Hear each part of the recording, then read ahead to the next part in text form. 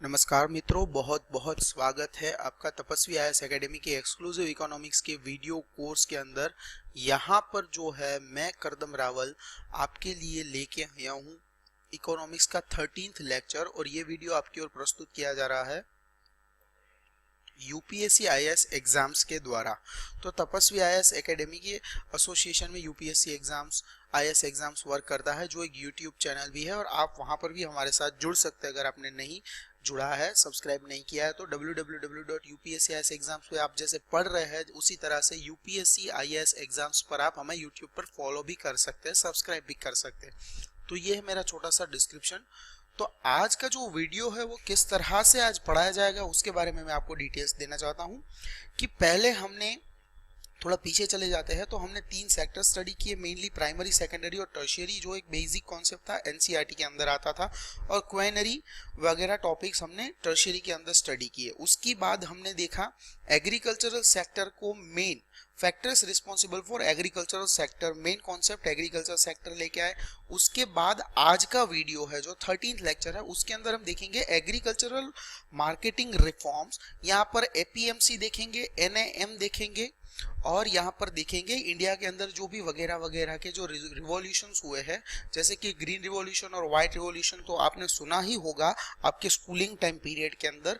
अगर आपने कुछ चीज़ें मिस कर दी है, या फिर आपको वहाँ पर समझ में नहीं आई थी, या फिर आपके पास डीप नॉलेज नहीं है, तो कोई समस्या नहीं है। आज के इस वीडियो लेक्चर के अंदर कंप्लीट होते तक आपको बेसिक तक से लेके प्रो तक की सारी डिटेल्स यहाँ पर से ही मिल जाएगी। तो इंडिया जो है वो एक एग्रेरियन इकोनॉमी के तरीके से वर्ल्ड के अंदर फेमस है। यहाँ पे 70% जो पॉपुलेशन है वो एग्रीकल्चर रिलेटेड वर्क के ऊपर डिपेंडेंट है। तो यहाँ पे जैसे जैसे साल आगे बढ़ते गए, जैसे जैसे हम आज़ाद होते ही अपने लिहाज से यहाँ पर वर्क करने शुरू कर दिए, तब से लेके अब तक, तो यहाँ पे जो क्वालिटी थी वो बहुत ही ज्यादा डे बाय डे इंप्रूव होती चली गई। और यहाँ पे जो मार्केट है, और मार्केट को सरप्लस भी मिलने लगा, और जो प्राइजेस है फार्मर्स को जो अपनी प्रोडक्ट के ऊपर मिलती थी वो भी बहुत ही अच्छी मिलने लगी। तो काफी सारी चैलेंजेस आई, लेकिन अल्टीमेटली लास्ट के अंदर क्या होता है, सक्सेसफुल रिजल्ट्स देखने को मिलते हैं। और आज जो प्रेजेंट सिचुएशन है उसको हम बोलते हैं कि बहुत ही खराब कंडीशन है फार्मर्स की, हम वही बोलते हैं, सही बात है, लेकिन उसको अगर आप पहले के टाइम पीरियड से कनेक्ट करोगे तो ये बहुत ही डिफरेंट सिनारियो है।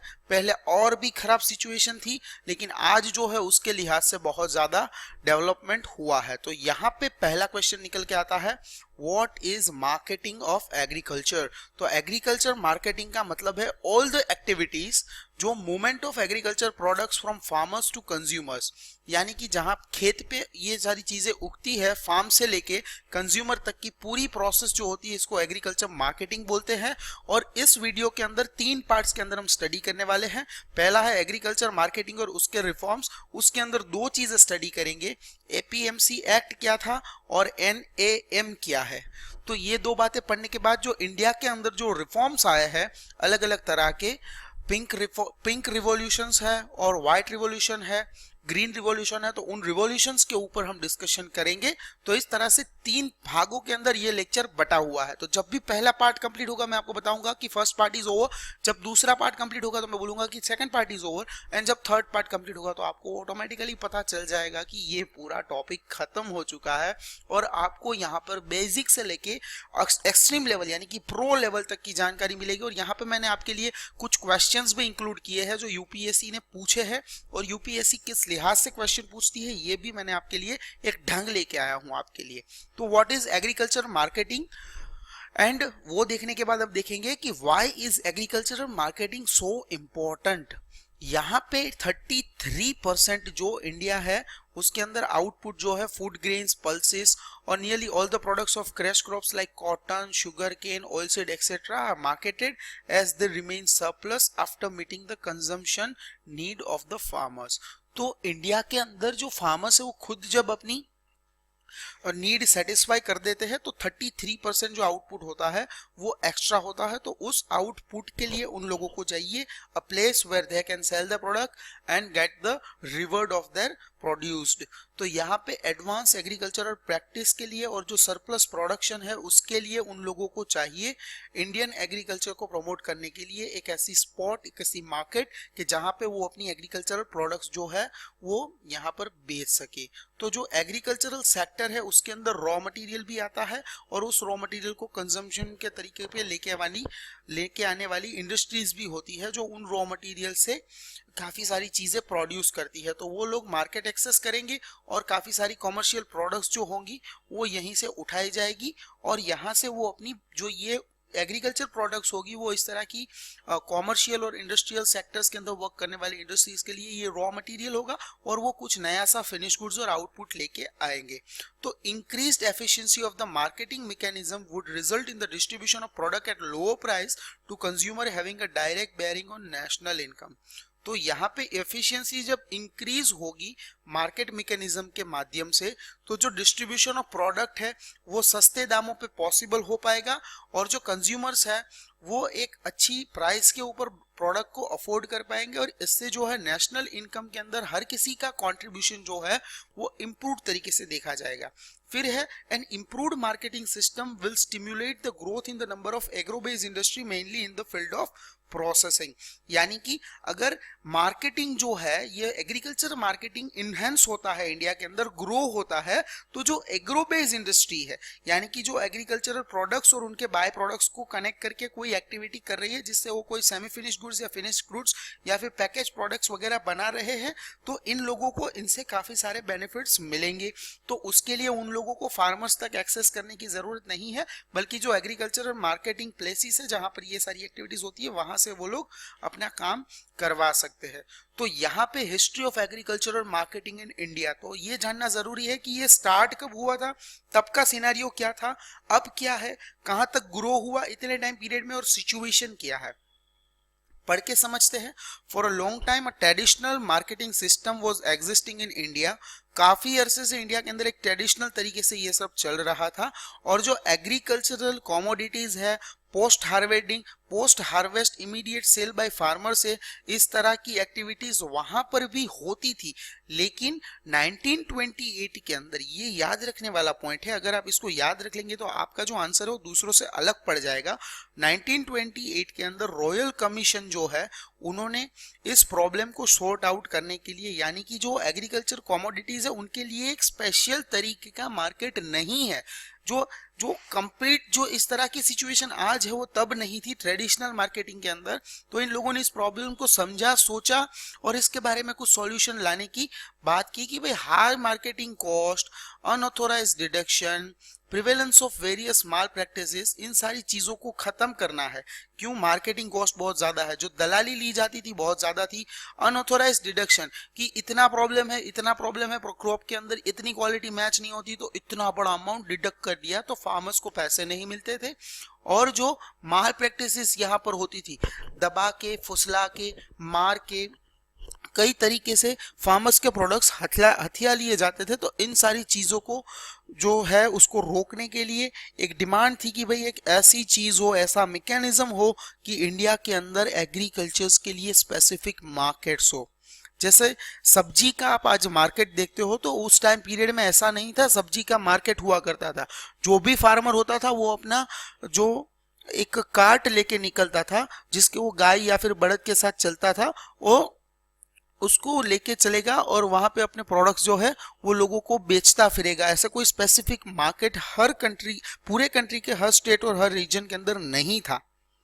तो यहाँ पर इसको शॉर्ट आउट करने के लिए अभी निकल के आया कि भाई एक स्पेसिफिक मार्केट चाहिए जहां पर एक पार्टी आके अपना प्रोडक्ट्स रखे और बेच सके, तो दूसरी ओर से दूसरी पार्टी आए जो वो प्रोडक्ट्स खरीदना चाहते हैं वो खरीद के अपने लिहाज से कस्टमर्स तक पहुंचाने की कोशिश करे।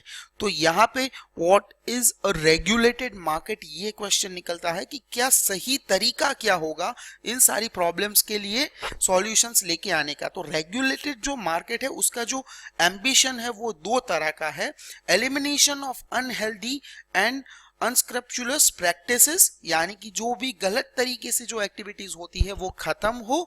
दूसरा, reducing market cost and providing benefits to both producers as well as seller of the market.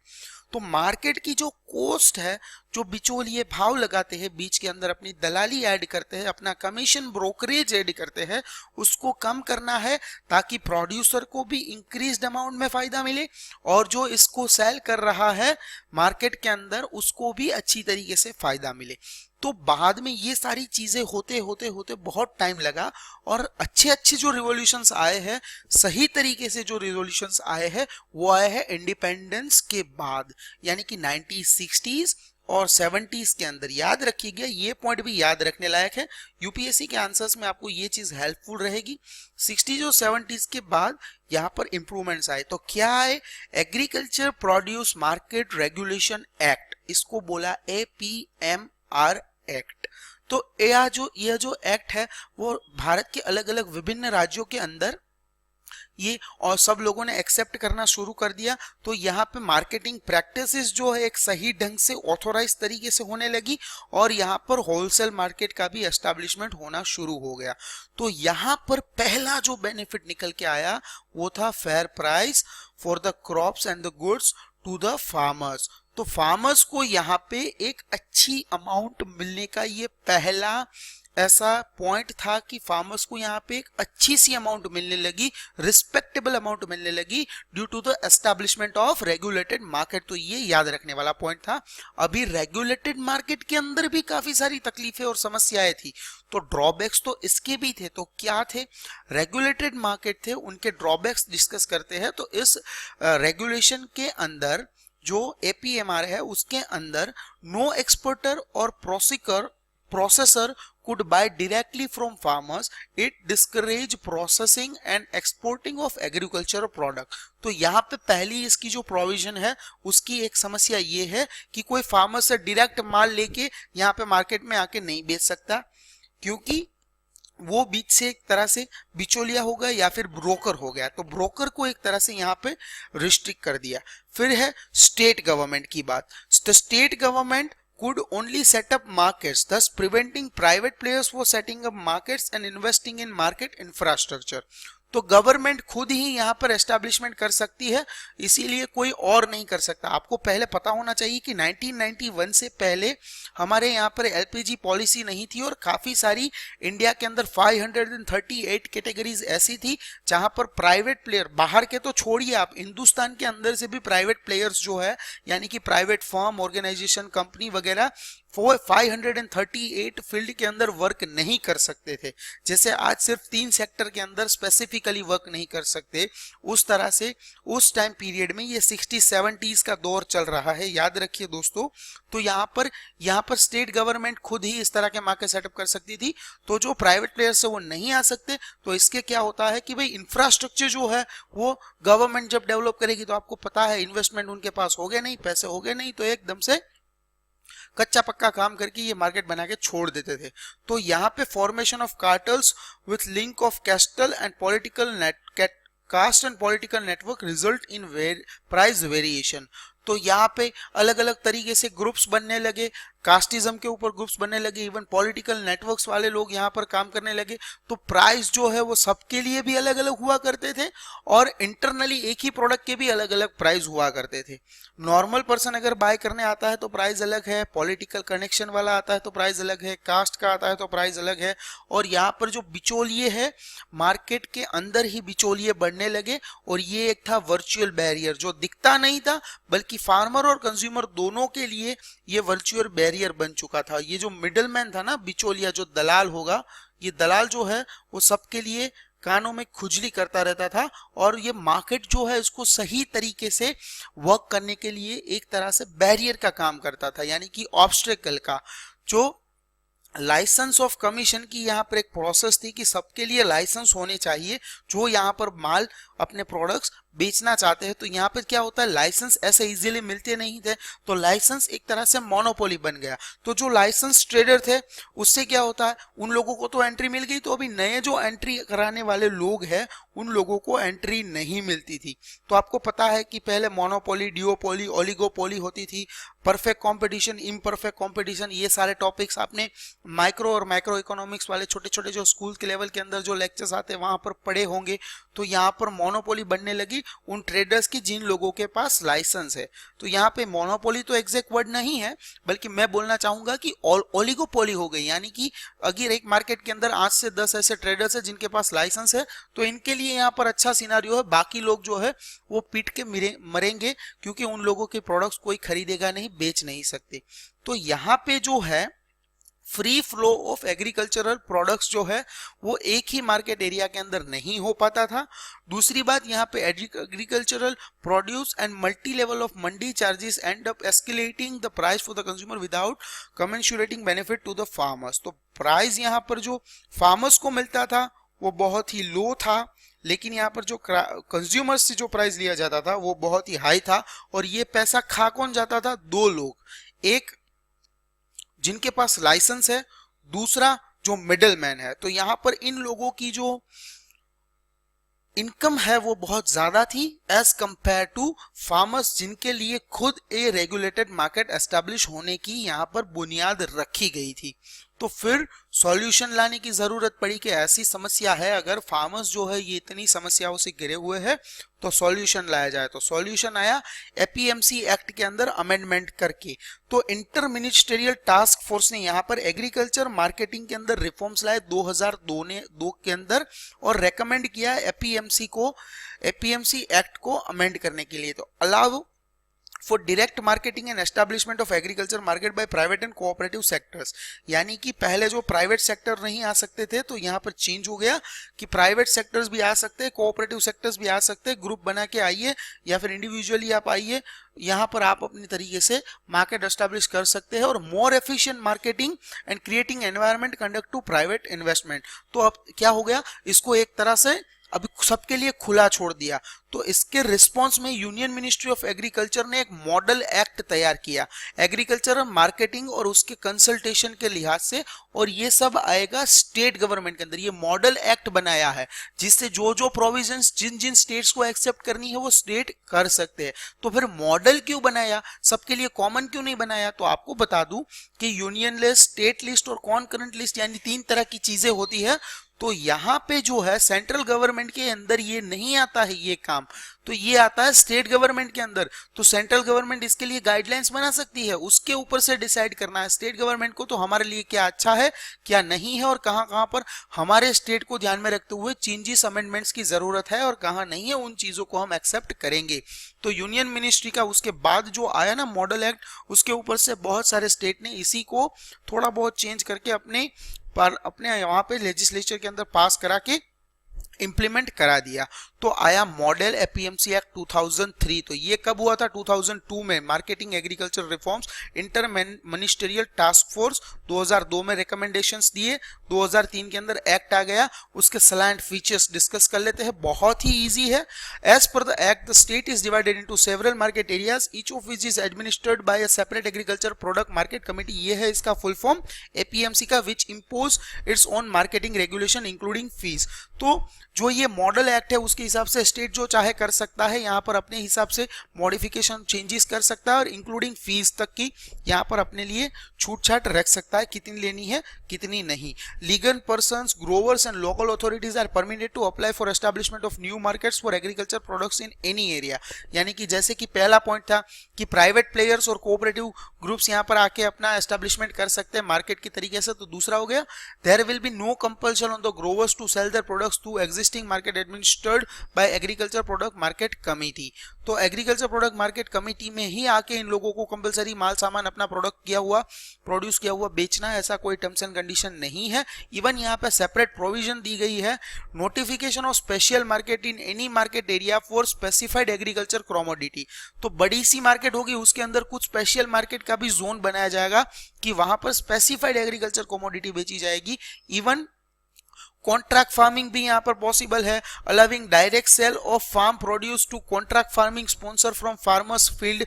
यहाँ पे कॉन्ट्रैक्ट फार्मिंग क्या होता है मैं आपको बता दूं, अगर कोई आज जो है वो ऑर्गेनिक फूड का जमाना है, तो अगर समझिए कोई एक बड़ा सा लाइसेंस्ड डीलर है यहाँ पर, पहले बहुत ज़माने से काम कर रहा है पीढ़ी दर पीढ़ी से, और वो चाहता है कि अपना एक 50-100 लोगों का ग्रुप और फैमिली है उसके लिए जो गेहूं आए वो पेस्टिसाइड्स और यूरिया से मुक्त हो और एक तरह से ऑर्गेनिक तरीके से उगाए गए हो, तो वो एक कॉन्ट्रैक्ट करेगा एक फार्मर के साथ कि भाई आपके फार्म में जो भी खेती होगी वो मेरे हिसाब से मैं जैसी चाहता हूँ उस तरह से आप करिए, इसके लिए आप पैसे बोलिए। तो वो जब प्रोड्यूस कराएगा अपने लिए तो वो उसका खुद का हो गया, लेकिन उसके ऊपर जो सरप्लस बनता है वो अगर डायरेक्टली जो फार्मर है उनसे लेके किसी और फार्मर को या फिर मार्केट के अंदर किसी और को बेचना चाहे तो ये भी हो सकता है। इवन यहाँ पे सिंगल पॉइंट मार्केट फीस का नोटिफिकेशन रखा गया कि भाई एग्रीकल्चर कमोडिटी जो है मार्केट एरिया के अंदर आप एक दफा फी भर के कहीं पर भी बैठ के कौन सी भी लोकेशन सेट करके आप पूरे मार्केट के अंदर कहीं पर भी अपना माल सामान बेच सकते हो। इवन यहाँ पे जो डिस्प्यूट्स जनरेट हो गए प्राइवेट मार्केट और कंज्यूमर मार्केट के बीच में पूरे मार्केट के अंदर, तो इसको रिजोल्व करने के लिए और इसका समाधान लाने के लिए भी कंडीशंस रखी गई, और यहाँ पे जो भी फीस के माध्यम से जो पैसे जनरेट हो गए उन पैसों से एपीएमसी का डेवलपमेंट करने की प्रोविजन भी डाली गई। तो यहां से पार्ट टू शुरू हो जाता है। यहां पर आ जाता है नाम, जिसका फुल फॉर्म है नेशनल एग्रीकल्चर मार्केट। तो यहां पर जो मोटिवेशन है यूनिफाइड मार्केट प्लेटफॉर्म का वो हमें मिला राष्ट्रीय ई मार्केट सर्विस, जिसको आरईएमएस के नाम से जानते हैं। ये Karnataka state agriculture marketing board ने नेशनल ई मार्केट्स लिमिटेड यानी कि एनईएमएल के साथ कोलैबोरेट करके बनाया था, और यहाँ पर national commodity and derivatives exchange जो है स्पॉट एक्सचेंज, ये एक्टिविटी भी यहाँ से एक्सेस हो सकती थी। तो नाम जो है 2014-15 के यूनियन बजट में आया था, और ये एक पान इंडिया इलेक्ट्रॉनिक ट्रेडिंग पोर्टल का ये एक इनिशिएटिव है। तो यहाँ पे मतलब क्या था इस चीज को लाने का कि जो भी इंडिया के अंदर एपीएमसी है और अलग अलग जो भी प्राइवेट मार्केट्स है, मार्केटिंग यार्ड्स है, उन सबको यहाँ पर एक unified national market for agriculture commodity के साथ कनेक्ट कर देना है, ताकि सारी चीजें आपको नाम और नाम के अंदर जो पोर्टल्स है वहां पर सारी आपको डिटेल्स मिल जाए। तो यहाँ पे फीचर्स क्या है, ये एक तरह से वर्चुअल मार्केट है। जो फिजिकल मार्केट होती है उसका इसका फिजिकल फॉर्मेट भी है, जैसे कि मंडीज वगैरह होते हैं उस तरह से। तो वर्चुअल मार्केट भी है, बट इसका जो फिजिकल मंडी है ये भी है। तो यहाँ पे नाम जो है वो एक यूनिफाइड मार्केट है जो ऑनलाइन ट्रेडिंग प्लेटफॉर्म है यहाँ पर। तो स्टेट और नेशनल लेवल यहाँ पे दोनों कनेक्ट किए जाएंगे, यानी कि एपीएमसी और अदर मार्केट जो भी है सारी चीजें यहाँ पे प्रमोट की जाएगी, कनेक्ट की जाएगी और यूनिफॉर्मिटी के साथ प्रमोट की जाएगी। तो नाम का जो पोर्टल होगा वो एक सिंगल विंडो सर्विस प्रोवाइड करेगा, जहां पर एपीएमसी के अंदर जो भी इंफॉर्मेशन और सर्विसेज मिलती थी वो भी यहां पर नाम के प्लेटफॉर्म से मिलेगी, नाम के पोर्टल से मिलेगी। While the material flow of agriculture produce continues to happen through mandis, an online market reduce transaction cost and information asymmetry। तो यहां पर ऑनलाइन के आ जाने से और भी ज्यादा बेनिफिट्स देखने को मिलेंगे। प्राइस को ज्यादा, यानी कि प्राइस जो है वो अच्छे रिजल्ट्स यहाँ पर लेके आए, यानी कि बेनिफिट्स जो फार्मर्स को ज्यादा मिले। तो यहाँ पे इलेक्ट्रॉनिक ऑक्शन का मोड भी रखा गया है, जिससे कि प्राइस की डिस्कवरी हो सके, क्या क्या लोग किस किस प्राइस के ऊपर पैसे लगाना चाहते हैं। Even single point levy on market fees, यहाँ पर मार्केट फीस किस तरह से लेनी है, तो सिंगल पॉइंट लेनी है। सिंगल लाइसेंस जो पूरे एक ही स्टेट के अंदर लागू किया जाएगा, और यहाँ पर in order for a state to be part of name it needs to undertake prior reforms in respect of, in 3 मुद्दों के ऊपर। तो 3 मुद्दों के ऊपर ये लोग अगर लेके आते हैं रिफॉर्म्स, तो यहाँ पर नाम के अंदर इन लोग को एंट्री मिलेगी, कोई भी स्टेट हो।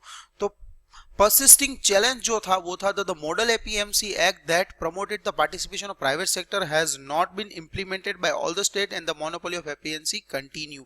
तो हर ऐसा स्टेट नहीं है हिंदुस्तान के अंदर जहां पर प्राइवेट सेक्टर को एक्सेप्ट किया है, क्योंकि पहले मैं आपको फिर से बता दूं कि जो है प्राइवेट सेक्टर जो है वहां पर मॉडल एक्ट बना था यूनियन गवर्नमेंट के द्वारा। तो मॉडल एक्ट के तहत सब लोगों ने इसको एक्सेप्ट किया और नहीं भी किया, अपने हिसाब से जो भी बांधछोड़ करनी थी वो कर ली, और मांडवली करते हुए यहाँ पे किसी ने प्राइवेट सेक्टर को एंट्री दी तो कहीं किसी ने नहीं दी। तो कई जगहों पर मोनोपोली आज भी कायम थी। तो in current days of mart production and marketing which is been replaced by consumer based or market driven strategies and effective marketing extension service in the need of the hour, This was added significant in the light of post World Trade Organization scenario. If the Indian farmers have to withstand the possible onslaught of international competition both in domestic as well as overseas market, agriculture marketing services have to be strengthened. Indian लोगों के पास इतनी काबिलियत है कि international market के अंदर जो competition हो रही है उसके अंदर बड़ी चुनौतियां दे सके, लेकिन वर्ल्ड ट्रेड ऑर्गेनाइजेशन का कहना है कि जो मार्केटिंग सर्विस इंडिया के अंदर चल रही है एग्रीकल्चर सेक्टर के लिए वो बहुत ही बिखरी पड़ी सिचुएशन के अंदर है। अगर इसको सुधारा जा सकता है तो ये इंटरनेशनल लेवल के ऊपर कंपटीशन को टक्कर दे सकते हैं। तो यहाँ पे पार्ट 2 जो है, स्पेसिफिक पार्ट 2 का जो एजेंडा है वो आ जाता है food processing and related industries in India. तो फूड प्रोसेसिंग और रिलेटेड इंडस्ट्रीज इन इंडिया जो ये पार्ट 2 शुरू होता है, स्पेसिफिकली नाम के साथ ये पॉइंट है। तो यहाँ पर क्या चीज है,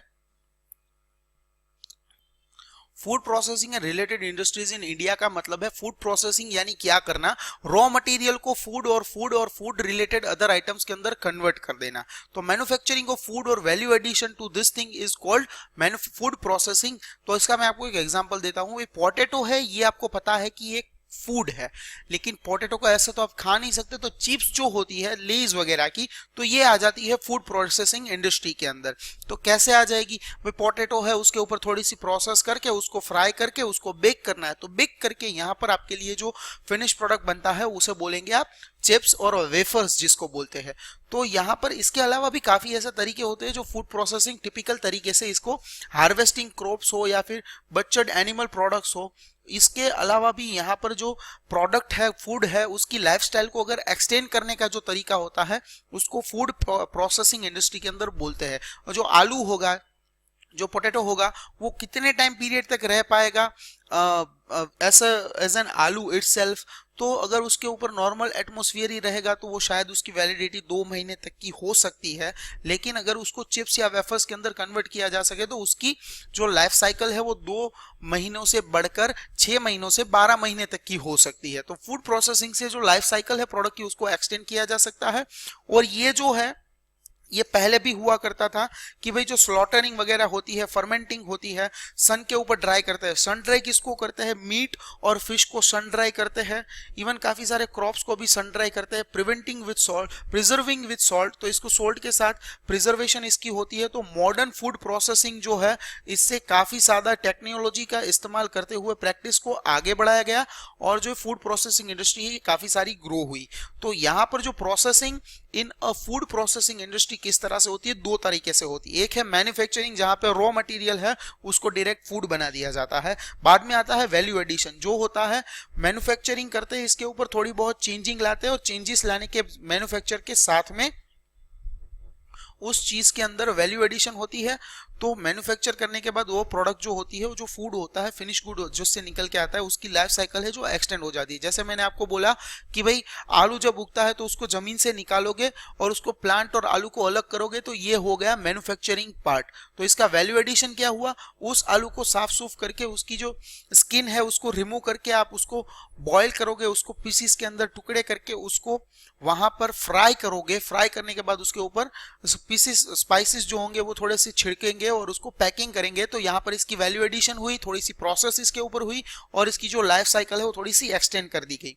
तो products in food processing industries जो है वो 2 तरीके से यहाँ पर डिवाइड होगी, प्राइमरी और सेकेंडरी और वैल्यू एडेड भी इसको बोल सकते हैं। तो प्राइमरी के अंदर आएंगे फ्रूट्स और वेजिटेबल्स और वैल्यू एडिशन के अंदर आएंगे स्क्वैशेस और जैम्स।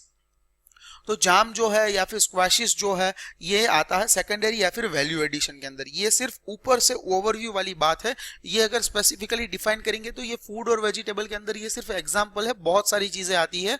इवन जैम और स्क्वैशेस जो है ये भी एग्जांपल है, अंदर बहुत सारी चीजें आती है।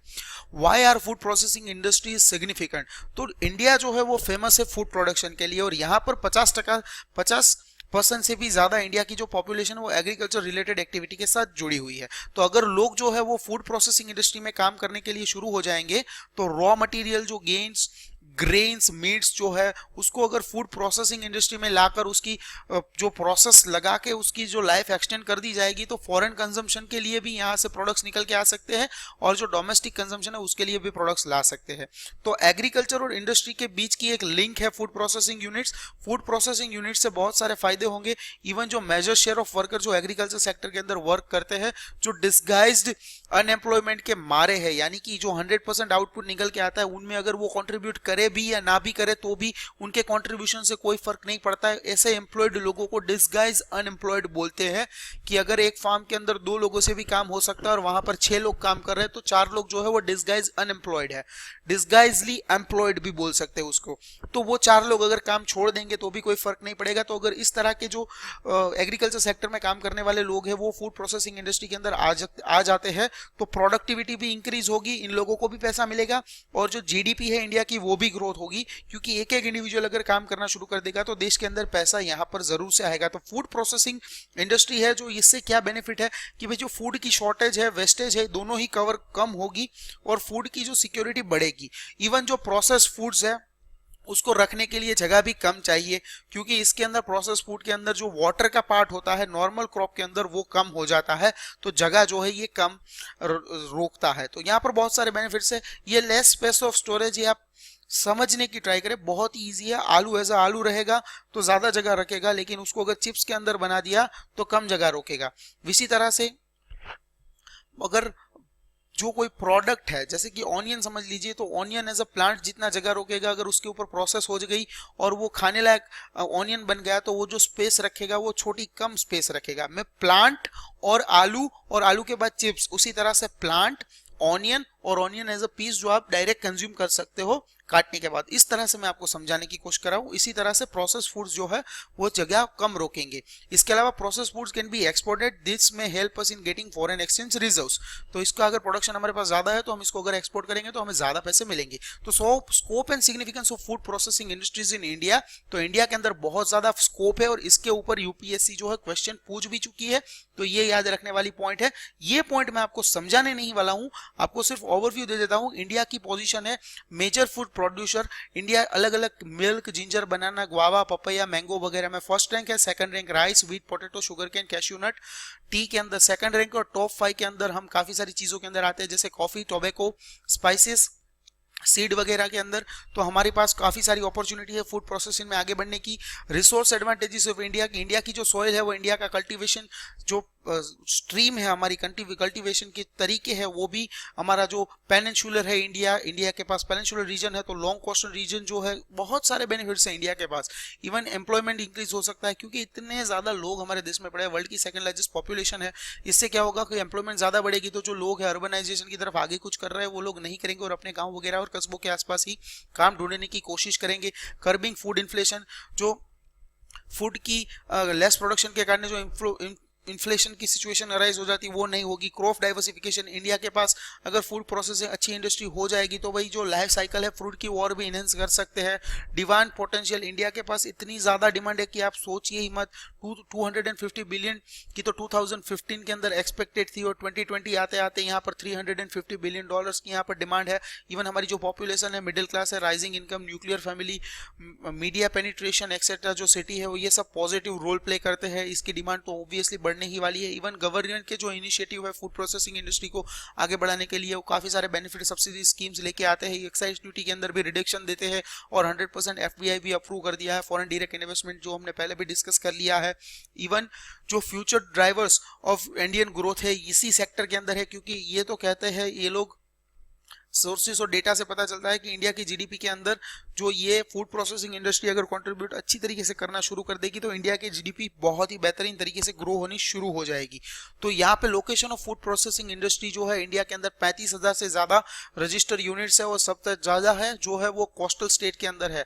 कोस्टल स्टेट के अंदर इसलिए है क्योंकि मरीन फूड जो प्रोसेसिंग इंडस्ट्री है वो बहुत ज्यादा है। तो कोस्टल स्टेट के अंदर आते हैं आंध्र प्रदेश, महाराष्ट्र, कर्नाटका, केरला, गुजरात और पंजाब और वेस्ट बंगाल। तो इसके अलावा जो नॉन कोस्टल स्टेट है उसके अंदर यूपी और पंजाब आता है। यहां पर पंजाब बाय मिस्टेक लिख दिया गया है, इसको आप इग्नोर करिएगा, इसीलिए पढ़ते वक्त भी मैं वहां जरा सा हिचकिचाया था। तो वेस्ट बंगाल, केरला, गुजरात, केरला, कर्नाटका और महाराष्ट्र, आंध्र प्रदेश, ये स्टेट कोस्टल रीजन के पेनिनसुलर पार्ट के अंदर आते हैं। ऑलमोस्ट सारे के सारे, इवन गोवा यहाँ पे रह गया है क्योंकि गोवा का इतना ज्यादा कंट्रीब्यूशन नहीं है, क्योंकि टूरिज्म के लिए गोवा ज्यादा फेमस है। बाकी सब कुछ आ गया है यहीं पर। और जो मेजर सेगमेंट है फूड प्रोसेसिंग का, वो fruit, vegetable, milk and milk products, meat और poultry, marine products, grain processing और कंज्यूमर फूड्स, तो ये सारी चीजें हैं फूड प्रोसेसिंग के अंदर सबसे ज्यादा है। Upstream, down stage, upstream stage और डाउनस्ट्रीम स्टेज के अंदर ये है कि जो प्रोडक्शन वाला पार्ट जो होता है, जहां पर जो प्रोड्यूस होता है उसको, जो प्लांट है उसको अलग करना है, तो वो होगा अपस्ट्रीम स्टेज। और वहां पे जो अलग की हुई चीज है, यानी कि मेन प्रोडक्ट के हटके जो मेन बाकी की चीज लेके जाते हैं, वो अपस्ट्रीम स्टेज के अंदर आते हैं। और डाउनस्ट्रीम स्टेज के अंदर जो है वो प्रोडक्ट और प्रोडक्ट के ऊपर कुछ प्रोसेस करते हैं। कैसे समझाता हूं। अपस्ट्रीम स्टेज के अंदर सोचिए, जो आलू है जब वो उगा है जमीन के अंदर, तो आलू रहेगा जमीन के नीचे, बाकी बनेगा प्लांट। तो वो प्लांट जब जो लोग अपस्ट्रीम स्टेज वाले जो होंगे, वो लोग उस प्लांट को लेके जाएंगे, आलू को नहीं लेके जाएंगे, तो वो लोग आएंगे अपस्ट्रीम स्टेज के अंदर। लेकिन जो लोग फूड प्रोसेसिंग के अंदर आलू को लेके जाएंगे और उसके ऊपर प्रोसेस करेंगे और आलू की लाइफ साइकिल को बढ़ाने के लिए जो एफर्ट्स करेंगे, एक्चुअल सेल्स उसका आलू और आलू के ऊपर से बनी हुई प्रोडक्ट होगी, तो उसको बोलेंगे डाउनस्ट्रीम स्टेज। पीडीएफ के अंदर आप इसको ठीक तरीके से पढ़ पाएंगे। तो यहाँ पे दोनों के रिक्वायरमेंट्स हैं। जो पहला है डाउनस्ट्रीम, अपस्ट्रीम रिक्वायरमेंट से ये सारे पॉइंट्स। तो अपस्ट्रीम रिक्वायरमेंट के अंदर आएगा रॉ मटेरियल चाहिए, मॉडर्न एक्सट्रैक्शन टेक्निक्स चाहिए, गुड लिंकेज विद फार्मर्स चाहिए, storage facility for raw material like grain, meat, fish, etc., quality testing facility, transport facility और workforce। तो ये हो गए रिक्वायरमेंट। 7 पॉइंट्स चाहिए यहाँ पर रिक्वायरमेंट है। और डाउनस्ट्रीम के अंदर चाहिए 5 चीजें, latest processing technique, latest processing machinery, quality testing facility, organize retail store for faster distribution और वर्कफोर्स। तो ये चाहिए डाउनस्ट्रीम स्ट्रेटेजी के लिए। तो यहाँ पर सप्लाई चेन मैनेजमेंट जो ये होगा, तो उसको इंप्लीमेंट करने के लिए चाहिए हमको सप्लाई चेन मैनेजमेंट सिस्टम। तो सप्लाई चेन मैनेजमेंट जो ये एक मैनेजमेंट का तरीका है, जो फ्लो ऑफ गुड होगा कि उगेगा, यानी कि रॉ मटेरियल से लेके इन्वेंटरी से लेके फिनिश गुड से लेके कंजम्पशन तक की इसकी जो साइकिल रहेगी, इसको बोलेंगे सप्लाई चेन मैनेजमेंट। तो सप्लाई चेन मैनेजमेंट में जैसे जैसे चीजें रॉ मटेरियल से इन्वेंटरी तक पहुंचेगी, फिनिश गुड्स तक पहुंचेगी और कंज्यूम होगी हर जगह पे, यहाँ पे इसकी केयर करना भी जरूरी है, इसको स्टोर करना भी जरूरी है, इसको मेंटेन और इसको रिक्वायर्ड एनवायरनमेंट देना भी जरूरी है। सबको यहाँ पे पैसे मिलेंगे, मिडिल मैन भी होंगे, बहुत सारा अर्निंग भी होगा और हर एक जगह पे प्रोडक्ट के अंदर कुछ ना कुछ एड ऑन होता रहेगा। तो जो फिनिश गुड्स है जब तक वो कंज्यूमर तक पहुंचते हैं, यहाँ पर काफी सारे स्टेजेस से ये गुजरती है। और यहाँ पे जो फूड है वो जब मैन्युफैक्चर, यानी कि मैन्युफैक्चर से लेके होलसेलर और होलसेलर से लेके कंज्यूमर, रिटेल और रिटेलर से लेके कंज्यूमर तक ये पहुंचती है फाइनल प्रोसेस के अंदर। तो ये पूरी जो साइकिल है, इस साइकिल को बोलेंगे सप्लाई चेन मैनेजमेंट। तो इसके अंदर अपस्ट्रीम और डाउनस्ट्रीम दोनों तरीके इंक्लूड हो जाते हैं और वैल्यू एडेड फ्लो जो होता है मटीरियल का, ये भी इसके अंदर आ जाती है। कैसे? जो प्रोडक्ट को सप्लाई करता है वो सप्लायर, उसकी कंपनी, उसका रिटेलर और फाइनल कंज्यूमर। तो इसके अंदर सब कुछ आ जाता है, अपस्ट्रीम से लेकर डाउनस्ट्रीम कैटेगरी के सारे प्रोसेसेस। तो प्रेजेंट स्टेटस जो है future of food processing industry in India वो किस तरह से है, उसके ऊपर डिस्कस कर लेते हैं। बाद में ये सेकंड पार्ट जो है ये खत्म हो जाता है। इंडिया की जो फूड प्रोसेसिंग इंडस्ट्री है ये 121 बिलियन डॉलर की है। यहाँ पर हमने ग्रीन रिवॉल्यूशन और व्हाइट रिवॉल्यूशन तो पहले ही देख लिया एग्रीकल्चर और मिल्क सेक्टर के अंदर। अब हम फोकस करने वाले हैं पिंक रिवॉल्यूशन ऊपर, यानी कि मिल्क और पोल्ट्री सेक्टर के ऊपर। तो यहाँ पे जो पैकेज फूड सेक्टर है इंडिया का वो डबल होने वाला था 2015 में और ये 30 बिलियन डॉलर तक पहुंचने वाला था। तो ये टारगेट हमने अचीव कर लिया।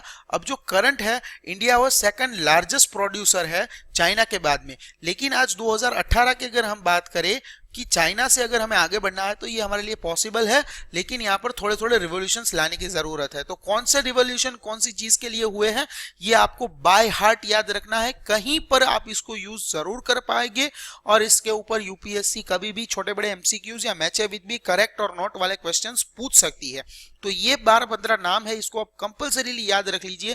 पिंक रिवॉल्यूशन हुआ था मीट और पोल्ट्री प्रोडक्शन के लिए, रेड रिवॉल्यूशन मीट और टोमेटो के लिए, राउंड रिवॉल्यूशन हुआ पोटैटो के लिए, सिल्वर फाइबर हुआ कॉटन के लिए, सिल्वर रिवॉल्यूशन हुआ, सिल्वर फाइबर याद अलग रखना है, सिल्वर अलग रखना है, सिल्वर हुआ एग और पोल्ट्री प्रोडक्शन के लिए, व्हाइट हुआ मिल्क और डेयरी प्रोडक्ट के लिए, ऑपरेशनल फ्लड हुआ था उस समय ये हुआ था। उसके बाद yellow revolution oil seal production के लिए, evergreen revolution overall development of agriculture के लिए, ब्लू रिवॉल्यूशन फिश प्रोडक्शन के लिए, ब्राउन रिवॉल्यूशन लेदर और कोको के प्रोडक्शन के लिए। उसके अलावा गोल्डन फाइबर और गोल्डन जो है दो अलग अलग है। गोल्डन फाइबर हुआ है जूट प्रोडक्शन के लिए, इंडिया जो है जूट का सेकंड लार्जेस्ट प्रोड्यूसर है और बांग्लादेश जो है जूट का नंबर 1 प्रोड्यूसर है। गोल्डन रिवॉल्यूशन हुआ है ओवरऑल हॉर्टिकल्चर के डेवलपमेंट के लिए, और यहाँ पर हनी जो है इसको भी साथ में, हनी के प्रोडक्शन को भी यहाँ पे गोल्डन रिवॉल्यूशन में इंक्लूड किया गया है।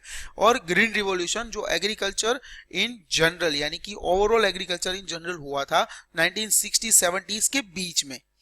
तो यहाँ पर पार्ट 2 खत्म होता है, पार्ट 3 शुरू होता है। पिंक रिवॉल्यूशन क्या है और इन पिंक रिवॉल्यूशन के अंदर क्या चीज इंक्लूडेड है। Pink revolution in food processing industry. तो पिंक रिवॉल्यूशन जो है ये टर्म है टेक्नोलॉजिकल रिवॉल्यूशन लेके आना है हमें मीट और पोल्ट्री प्रोसेसिंग सेक्टर के अंदर। तो इंडिया ने ग्रीन रिवॉल्यूशन और व्हाइट रिवॉल्यूशन तो कर लिया फूड इंडस्ट्री के अंदर, एग्रीकल्चर और मिल्क को रिस्पेक्टिवली, लेकिन अभी हमारे इंडिया के अंदर मीट और पोल्ट्री सेक्टर के अंदर वर्क करना है, क्योंकि इंडिया के पास ह्यूज कैटल है, पोल्ट्री प्रोडक्शन इंडिया का बहुत बड़ा है और इंडिया के पास हाई पोटेंशियल ग्रोथ सेक्टर्स यहाँ पर है कि इंडिया जो है इस सेक्टर के अंदर अगर वर्क करना शुरू करेगा तो इसके पास बहुत ही ग्रोथ की उम्मीदें लगाई जा सकती है। और मिल्क मीट यहाँ पे potential and challenges in pink revolution in India. तो मीट और पोल्ट्री प्रोसेसिंग सेक्टर्स जो है कंट्री के अंदर, वहां पे पोटेंशियल ग्रोथ की बहुत ज्यादा उम्मीदें हैं। यहाँ पर पहले जो करंट पर कैपिटा है कंजम्पशन का मीट का वो 6 ग्राम पर डे है, जो अगर 50 ग्राम पर डे हो जाता है आने वाले 1 दशक के अंदर तो फिनोमिनल इंक्रीज हो जाएगा कंजम्पशन के अंदर, तो उसको वहां पर ग्रोथ की जरूरत पड़ेगी। और यहाँ पे जो है इंडिया के पास लार्ज लाइव स्टॉक पॉपुलेशन है, किसकी, कैटल वगैरह की, पोल्ट्री प्रोडक्शन की। तो इसको मीटअप करने के लिए हमारे पास अपॉर्चुनिटी बहुत ज्यादा है। मीट प्रोडक्शन इंडिया को बढ़ाना है, उसको एक्सपोर्ट करना है, तो उसके लिए काफी सारे क्वालिटी और सेफ्टी एस्पेक्ट्स जो होंगे मीट और पोल्ट्री के रिगार्डिंग वो फॉलो करने होंगे। एक वेल इक्विप्ड इंफ्रास्ट्रक्चर डेवलप करना है जहां पे स्लॉटरिंग हो सके, स्लॉटरिंग हाउस डेवलप करने हैं, मीट टेस्टिंग फैसिलिटी होनी चाहिए, कोल्ड स्टोरेजेस होने चाहिए क्योंकि उनको कोल्ड स्टोरेज में रखना काफी जरूरी है, क्योंकि फिशिंग का भी आपको पता है कि फिशिंग होती है तो उसको कोल्ड स्टोरेज रखना बहुत जरूरी है क्योंकि ये पेरिशेबल आइटम्स होते हैं।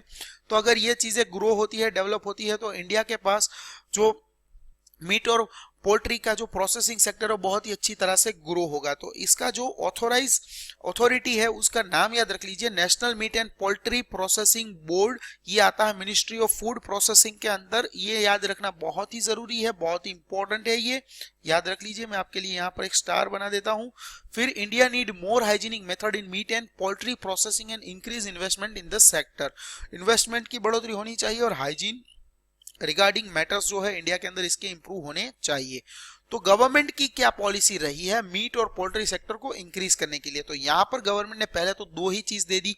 सबसे पहला पॉइंट बहुत ही बढ़िया है, crucial point, no income tax, no excise duty. दूसरा point, no restriction to export poultry products. Even government जो है ट्रांसपोर्टेशन के ऊपर भी सब्सिडी प्रोवाइड करती है। रिस्ट्रिक्शंस लगा के रखा था पहले एफडीआई का, वो आज 100% हटा दिया ताकि जो है प्रमोशन मिल सके, हम अपने गुड्स को बाहर पहुंचाने के लिए उनसे उनको आने दे एफडीआई को या फिर उनको इन्वेस्टमेंट को, और वो करेंगे हम सीखेंगे या उनके पैसों से हम करेंगे। तो यहाँ पे काफी सारी कॉम्प्रिहेंसिव स्कीम्स भी यहाँ पर गवर्नमेंट ने लॉन्च की है और यहाँ पे क्वालिटी स्टैंडर्ड्स को मेंटेन करने के लिए कंटामिनेशन को, deterioration of product and the amount of meat wasted, उसको रोकने के लिए भी गवर्नमेंट ने बहुत सारे एफर्ट्स किए, कॉम्प्रिहेंसिव स्कीम्स चलाई। Indian poultry industry has been growing at a varying rate of between 8 to 15% annually and is now worth more than $700 billion. $700 billion का मार्केट बन चुका है और 8 से 15% के बीच में एनुअली ये ग्रो हो रही है। तो बहुत ही क्रूशियल तरीके से हमारा मीट पोल्ट्री सेक्टर आगे बढ़ रहा है और ये हमारी जीडीपी के लिए, हमारे फॉरेन एक्सचेंज रिजर्व्स के लिए बहुत ही हेल्पफुल हो रहा है। और आपको बता दूं कि इंडिया जो है बहुत सारी फिशेस जो है वो एक्सपोर्ट करता है from the touching point of Gujarat से लेके वेस्ट बंगाल तक। बहुत सारे पोर्ट्स के ऊपर से बहुत सारी फिशिंग प्रोडक्ट्स, फिशेस जो है, variety of species of fishes जो है वो एक्सपोर्ट होती है। इंडिया का जो फिश का जो एक्सपोर्टेशन है बहुत ज़्यादा है, और इवन जो छोटे छोटे आइलैंड कंट्रीज है वो उनको भी हम फिश प्रोवाइड कराते हैं, और जो मिडिल एशिया का पार्ट है वहाँ पर भी हमारी फिशेस पाकिस्तान से ज़्यादा पहुँचती है। तो यहाँ पर बहुत सारी अपॉर्चुनिटीज और भी है। Thank you so much for learning with us, और भारत माता की जय। Have a great day. Vande Mataram.